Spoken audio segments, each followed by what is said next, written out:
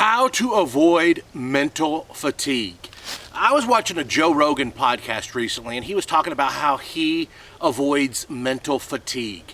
And as I was listening to what Joe was talking about, I thought this is exactly what Albert Einstein told in one of his stories. How did Albert Einstein and how does Joe Rogan avoid mental fatigue? Now, first of all, what is mental fatigue? It's just a feeling of feeling worn out. It's just a feeling of feeling drained. Oh my gosh.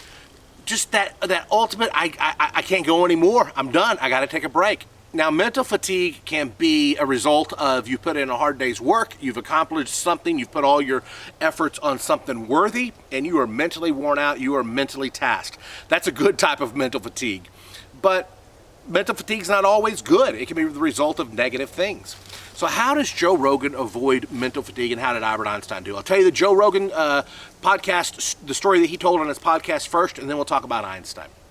Joe Rogan said, first of all, he doesn't waste time hating on others. Like, do you find yourself doing this? You're hating on others. You're like, why are they successful? What makes them successful? You know what? Well, maybe they have advantages that I don't have. And you just go in your head and you're worrying about what makes somebody else successful, and it's getting on your nerves. And Joe Rogan says that's the loser mentality. Don't stop wasting time hating on others. It's a loser mentality. Stop wasting time getting mentally fatigued debating others in your brain or criticizing others in your brain. Here's what he said. He said that each of us have a mental bandwidth. Mental bandwidth, there's an airplane. Mental bandwidth meaning the amount of energy your brain can expend in a day. And Joe Rogan said this. He said, imagine that you have 100 units of mental bandwidth every single day. And how you use that mental bandwidth is going to fatigue your brain. So Joe said that he doesn't even read social media comments. He just doesn't read them because he will go on Instagram or YouTube or Twitter and he'll read a comment and somebody will say something stupid and it'll get him all worked up, and then he'll get into a debate with them or a conversation with them. And what's happening? He is wasting his mental bandwidth on a social media argument with somebody he doesn't know. He said, imagine that you have 100 units of mental bandwidth every day, and you use 30 of those units to get in a Facebook or a social media argument with somebody. Now you're down from 100 mental bandwidth units to 70. Now you got 70 mental bandwidth units to do the things that you love, to do the things that you care about, to do the things that inspire you and you want to accomplish. 70 units to work on your dreams when you started out with 100. And boom, you knocked yourself down to 70 with a social media disagreement. Then Joe said, and then let's say later on in the day you get into an argument or a disagreement with somebody that you love, which inevitably it's going to happen, but how you deal with that is to stop it as quick as you can is going to benefit you or harm you.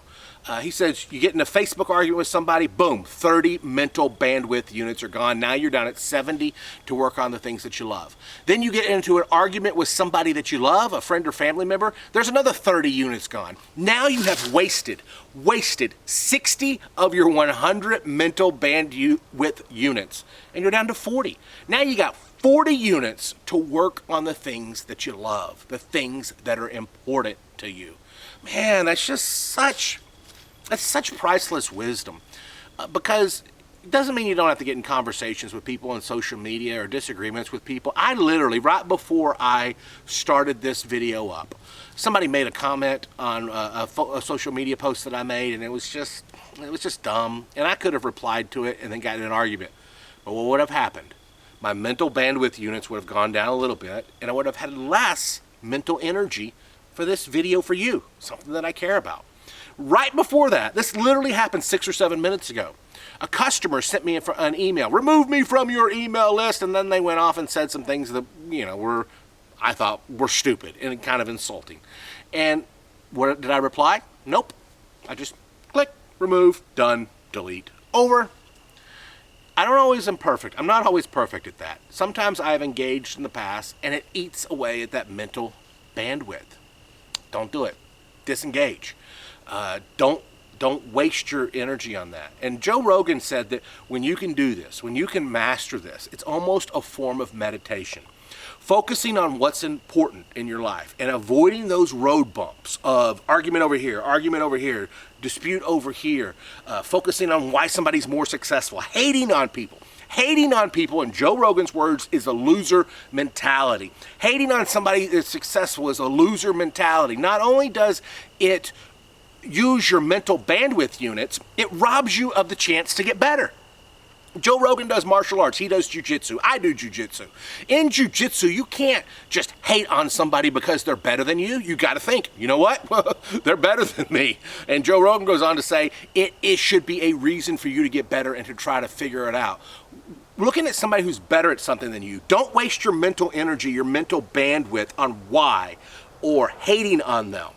Use it as inspiration that you can be better too. So that's how Joe Rogan deals with mental fatigue. He sees it as mental bandwidth units, and anytime he catches himself focusing on something that's eating up his mental bandwidth that's not positive, he wants to focus on the things that he loves and use 100 units for 100 things he loves. You can't always be perfect. You're never going to be perfect, but you can get as close to it as you can. And one thing Joe Rogan does is post on Facebook, post on Twitter, and then doesn't engage in the comments. That's his method, and he's very successful. Albert Einstein. What did Albert Einstein do? I was reading about 15 years ago about Albert Einstein. And when Albert Einstein had a conflict with somebody, whether it was a family member or a friend, and he was working on the theory of relativity or some scientific problem that he was wanting to solve, what did one of the greatest minds of all time do? Einstein, one of the greatest minds of all time, said, I'm going to go resolve this conflict with my friend or my family member. He did it for the relationship. Relationships were important to him. He did it to salvage the friendship. Friendships were important to him. That was very important to him. And if you studied his life, you know that. But he did it for another reason, though, the mental fatigue. He knew that if he was working on these complex scientific problems and he was devoting energy to mental energy, mental bandwidth, to the conflict with these people, it was going to hurt his work. He wouldn't have the mental energy to focus on these scientific problems. So one of the greatest things that he could do is go resolve these conflicts with the people and then get back to work. Joe Rogan, mental bandwidth. He only focuses on the things that he loves. Albert Einstein, mental bandwidth. When he had a conflict with somebody, which is inevitably going to happen, he would go to them and resolve it the best he could. That way he could get rid of that negative thinking and focus on what he loves. When you go apologize to somebody, you have a conflict with them, just you might say, hey, look, and let's say they're 90% wrong and you're 10% wrong. Go to them, apologize for your 10%.